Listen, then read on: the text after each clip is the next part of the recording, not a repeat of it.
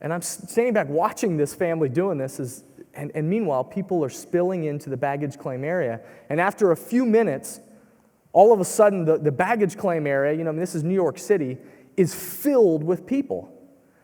And this family of four, the mom and the dad, are like, spread out, spread out.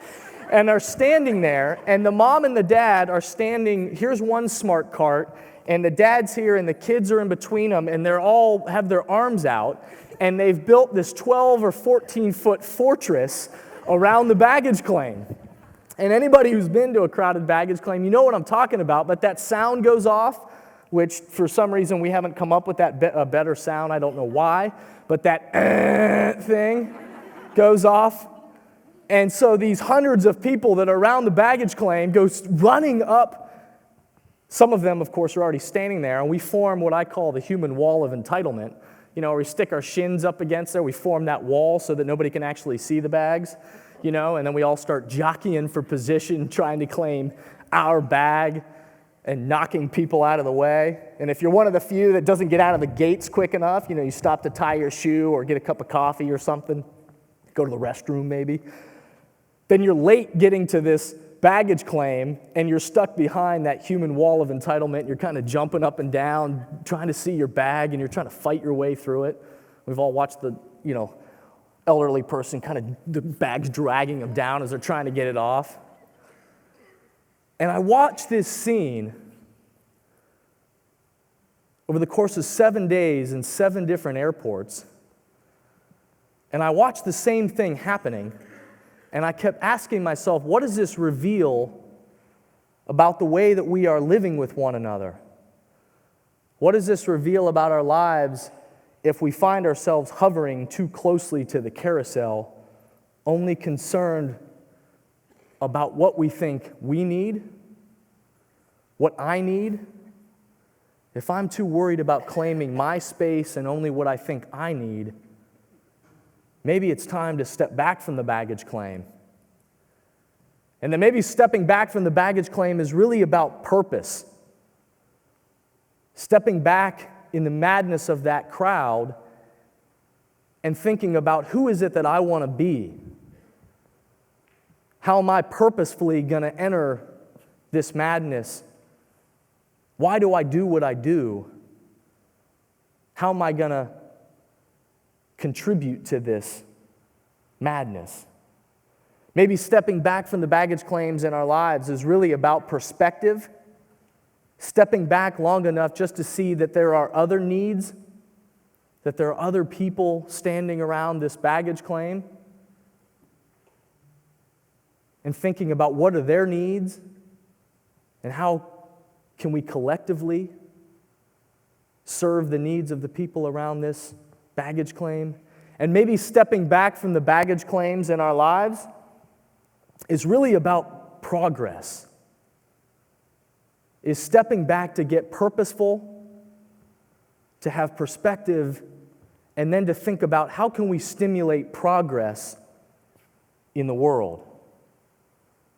To think about what actions do I have to contribute around literally this baggage claim, or metaphorically, the baggage claims of our communities, of our schools, of our families, or of our world. And the fact of the matter is, next slide please, that every single one of us comes to these metaphorical baggage claims in our lives, and we're all trying to claim different bags, right? We're all trying to claim expectations, either ones we've placed on ourselves or expectations that somebody else has placed on ourselves. We're trying to claim money, recognition, security, dreams, love, friendship. Some of us are just trying to claim stuff. And so rather than just racing around in our lives from place to place and meeting to meeting and to-do list to to-do list, do we find time in our lives to step back from that madness and think about who is it that I want to be? What is the perspective and the purpose of this entire baggage claim? And then how can I contribute my gifts to stimulate progress in the world? How is it that we want to move throughout the world? And what culture are we trying to create? Next slide.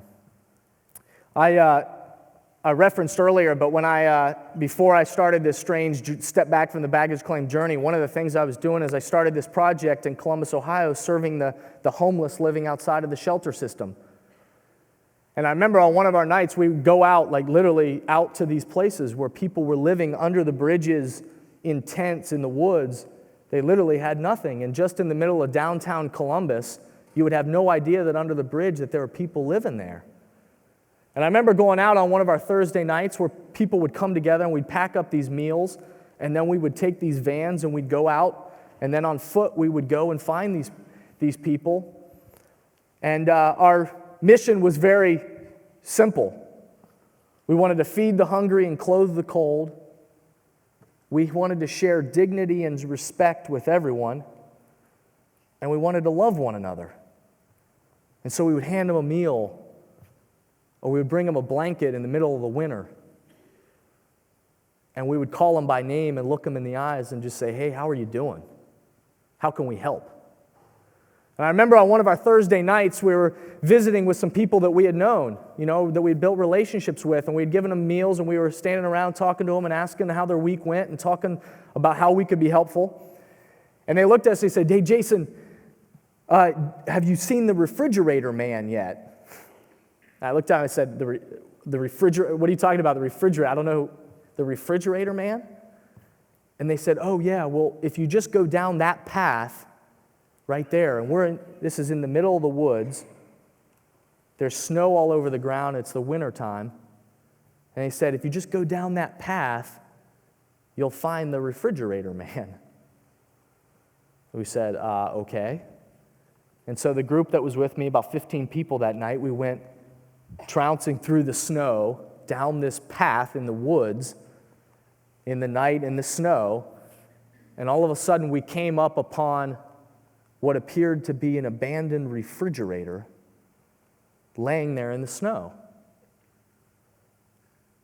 And as we came up towards it, the group kind of stayed behind me, and I kind of walked up to it and I said, hey, is anybody in there? We've got food. Is anybody in there? And I kept kind of inching forward as I was saying this, not sure what I was about to see.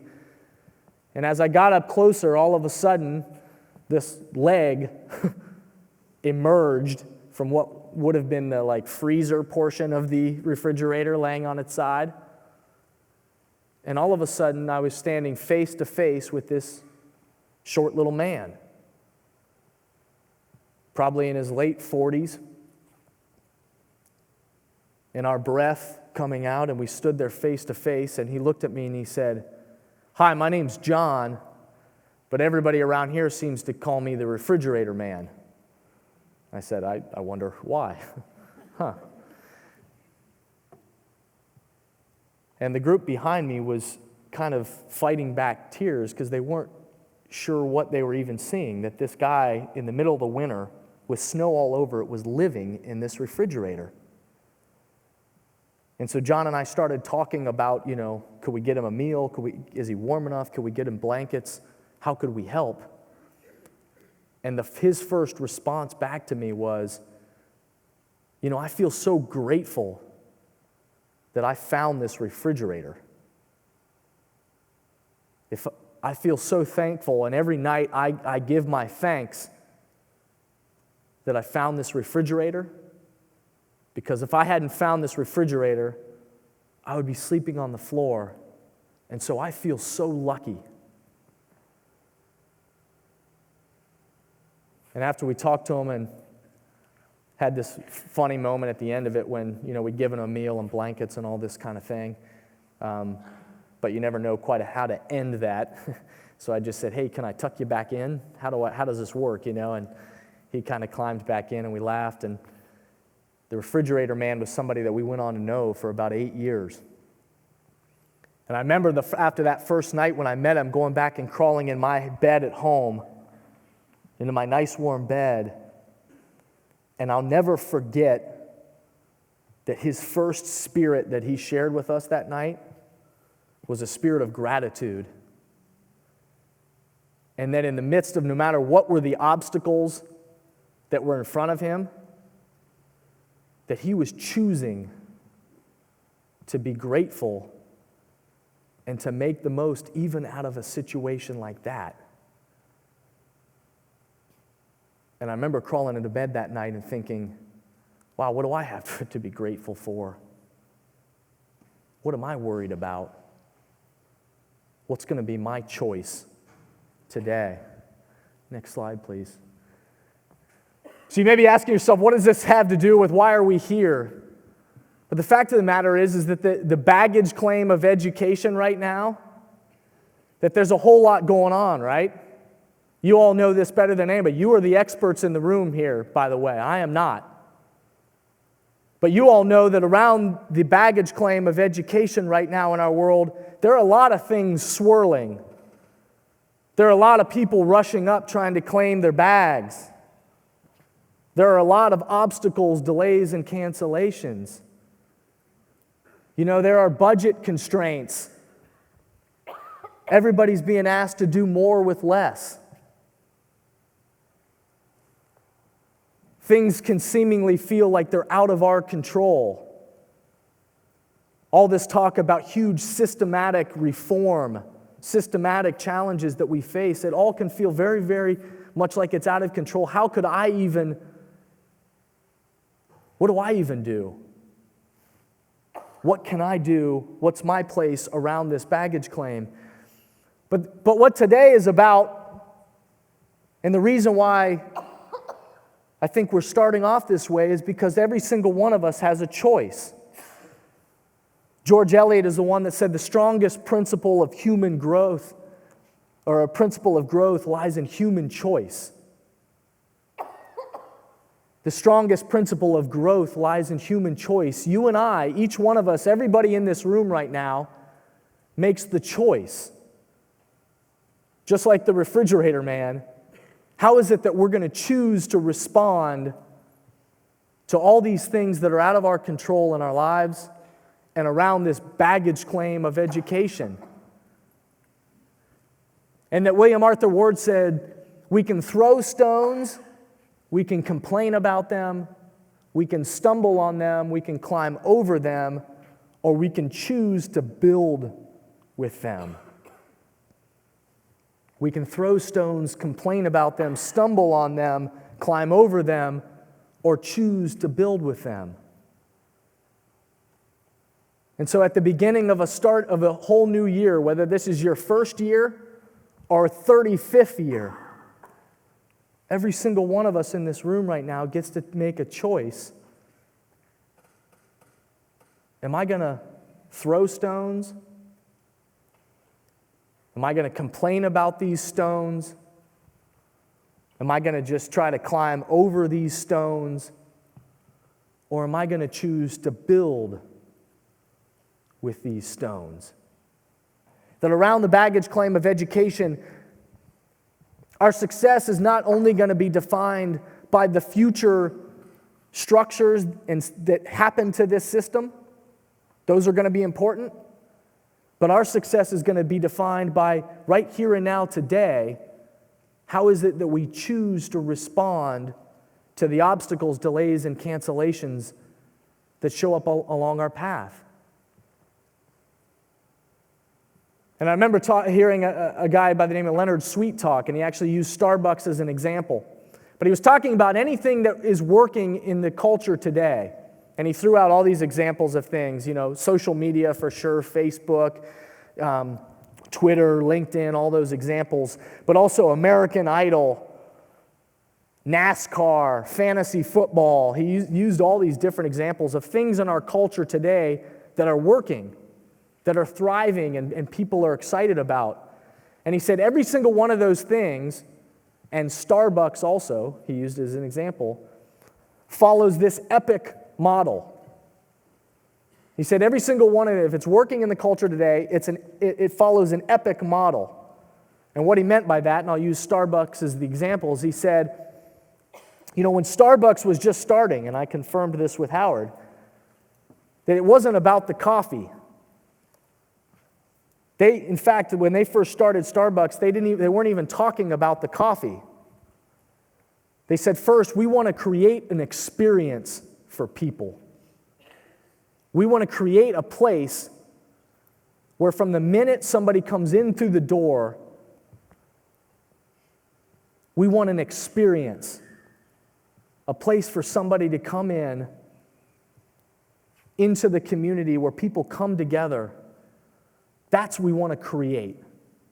And it just so happened that after that, then they decided that they were going to serve coffee at this thing. But they knew that from the minute somebody walked in the door, from the music that they play in the background, from the messages that they put on the walls, to the little messages they put on the cups, to the posters they put on the wall, all of those things were contributing to the experience that they wanted people to have when they came into Starbucks. And so he said anything that's working into the culture today has to be experiential. He said that it has to be participatory. And at Starbucks, if you go into Starbucks and you just say, hey, give me a cup of coffee, they'll look at you, even though that's what I do, they'll look at you like, what do you want in it? And they want you to participate in the creation of your own cup of coffee. And so you don't just say, give me a cup of coffee. You say, I want a double latte with a shot of espresso and soy and, whatever it is people put in their coffees. They want this to be a participatory experience where you share in the creation of that cup of coffee. He said that experience not only is participatory, but it needs to be image-rich. And what he means by that is, once again, by the things that they put on the wall, by the messages they put on the cups, by the kind of music they put on in the background. They want everybody coming into this experience to understand what is that image, what is that message that we're trying to send, and how does it connect then with where you are in your life. And lastly, he said, anything that's working in the culture today in this epic model ultimately has to be about connectedness. That once again, when Starbucks started thinking about this experience, they wanted it to be a place where people could come together and connect.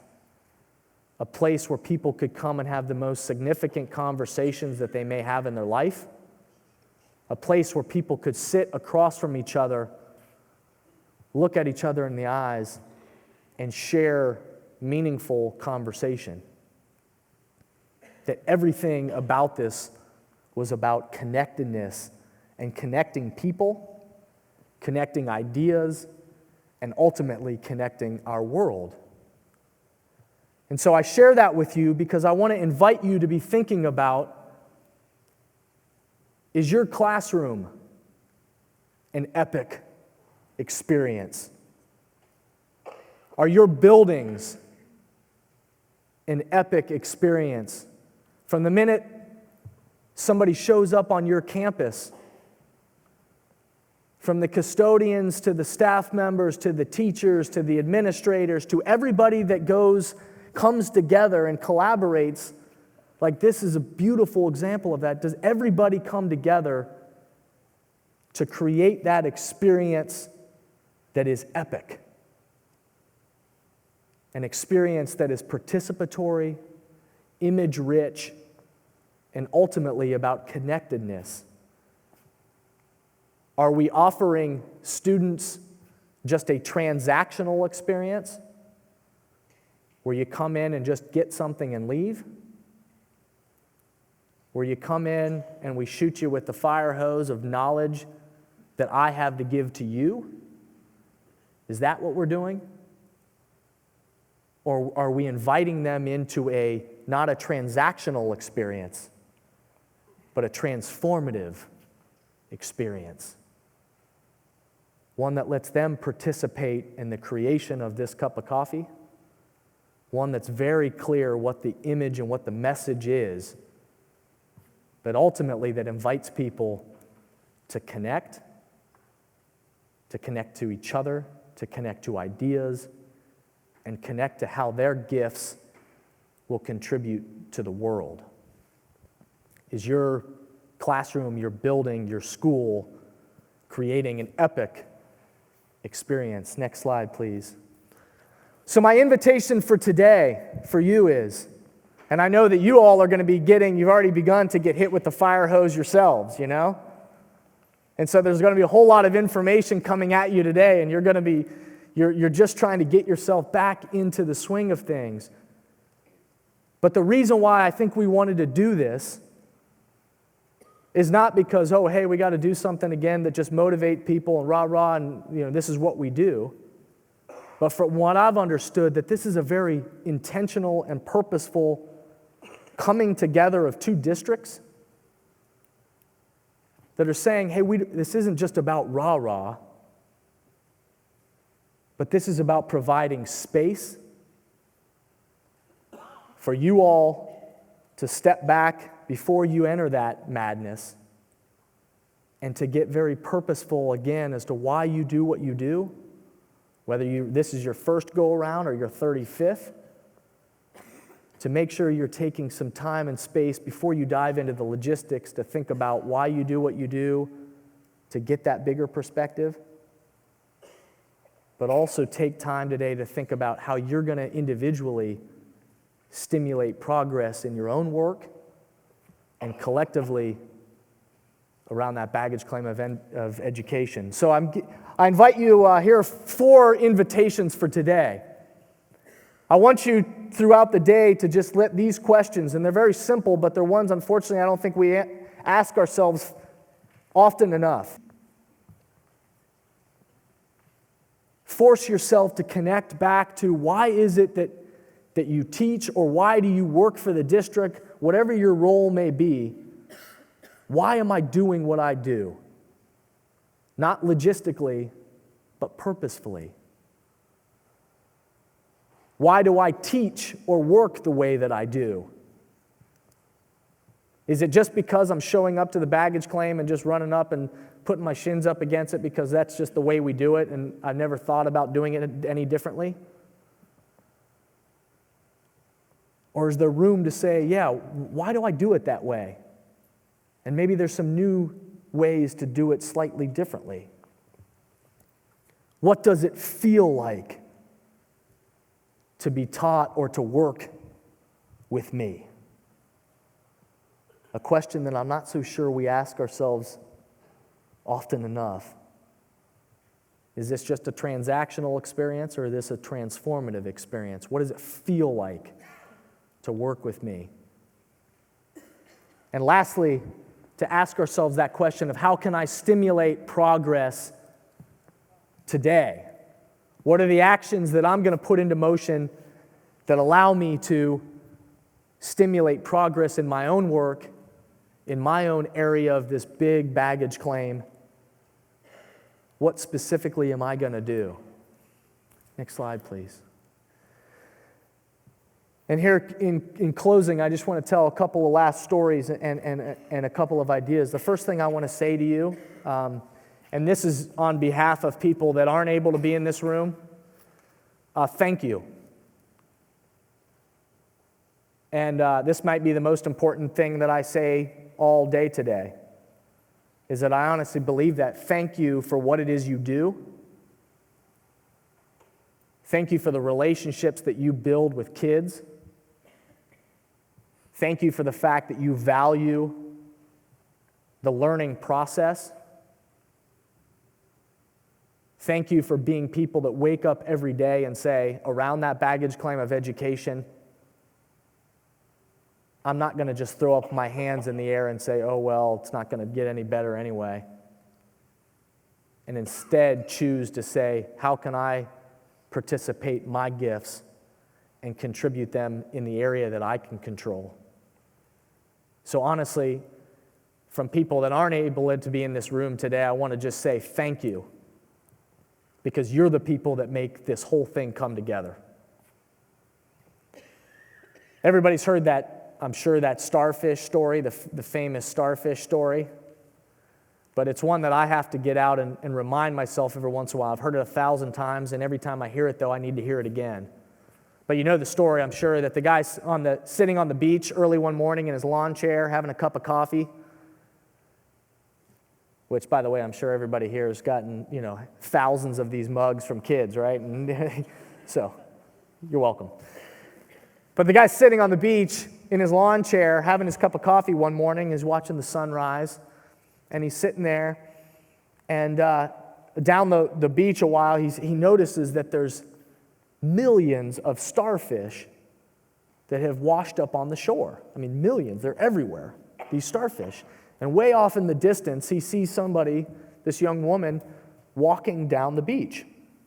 And he's down here sitting there in his chair having his cup of coffee, and he's way off in the distance. He's watching this woman, and she's walking down the beach, and she's stopping, and she's picking up a starfish, and she's throwing it back out in the ocean. And then she walks a little further and reaches down and picks up a starfish and throws it back out in the ocean. And she walks a little further, and she reaches down and throws it back out. And he watches this for like an hour. She's way down the beach, and she just slowly is making her way down the beach and a few steps and then throwing one back in. And this guy's sitting in the lawn chair having his cup of coffee, and he's just watching this, and he's like, man, what is she doing? And he's watching that there's millions of starfish that are on the beach. And so by the time, after an hour, she makes her way down the beach to where he is, he's been watching this the whole time, and so he gets up out of his lawn chair and he decides, I'm going to go talk to this woman. And he goes walking up to her, and he says, sorry, I don't mean to interrupt you, but I've been watching you for an hour, and I just have to ask you, what are you doing? And she looks at him like, well, you've been watching me for an hour. I'm throwing the starfish back in the water. And he says, yeah, I get that, but pardon me, I retired from AT&T. I'm into efficiencies and productivity, and but I've been watching you, and I mean, there's millions of starfish on the beach, and I appreciate you're throwing them back one at a time, but how can you possibly make a difference? I mean, I don't want to make you feel bad, but you can't possibly throw all the starfish back in the water, right? And she looked at him and she said, and she just kind of reached down into the sand and grabbed another one and just threw it back out. And she said, it made a difference to that one. It made a difference to that one. Next slide, please. This is my 4-year-old son, Benton, and he is at a hilarious phase right now, but every night before we go to bed, we tell Batman stories. And we lay there in bed, and he and his older brother, Will, we sit there, but now they like to tell the story. And so Benton there in his little 4-year-old face, right there, he sits there, and with this big grin on his face, he starts going into this intricate story about Batman and Robin and the Joker chasing him and the Penguin, and it all makes sense in his head, but I'm sitting there like trying to follow the story, I'm like, what in the heck are you talking about, and it's got like 9 chapters in a story, and you're sitting there staring at it, but the excitement and the pure joy on this kid's face as he's lit up, and you could see him making this story up in his head and how awesome he thinks this story is. And I'm sitting there staring at that cute little face, and it is the best moment of my day, but of his day, making up this story and telling this story. And the reason I'm sharing that with you is because every single kid that comes through the doors starting tomorrow, that kid is inside them. That at some point, they were that little kid making up that story, looking back to you with that joy and that excitement. And I urge you to remember that kid is still inside that kid that walks into your school. That whether they're a third grader playing on the playground, whether they're a seventh grade punk that's just driving you crazy, a junior in high school that thinks they've got everything figured out, that there's that pure, innocent 4-year-old still inside them. And I ask you to make a difference to that one. To take the time to reach down and to throw that starfish back in the ocean. And that no matter where they may be, I ask you to make a difference to that one. Lastly, I just want to remind you of the great quote that Maya Angelou gave us. It said, "People will forget what you said. People will forget what you did. People will never forget how you made them feel." People will forget what you said. People will forget what you did. People will never forget how you made them feel. And so for starting tomorrow, when you choose to make a difference to that one, when you choose for it to not just be a transactional experience of teaching or educating kids, thank you for choosing a transformative experience that helps people know how you feel. Last slide. I wrap up by saying, lastly, that I believe that we can change the world by choosing to enter the busyness of our world with purpose, gratitude, compassion, and servant leadership. And I hope when those doors open tomorrow and the flood of kids come in and surround the baggage claims in your world, or the next time you're on a trip and you see that madness literally at the airports, I hope you too will choose to contribute your gifts, and I hope you too will believe that we can change the world and make a difference to that one. And I'll meet you at the baggage claim. Thank you so much for having me.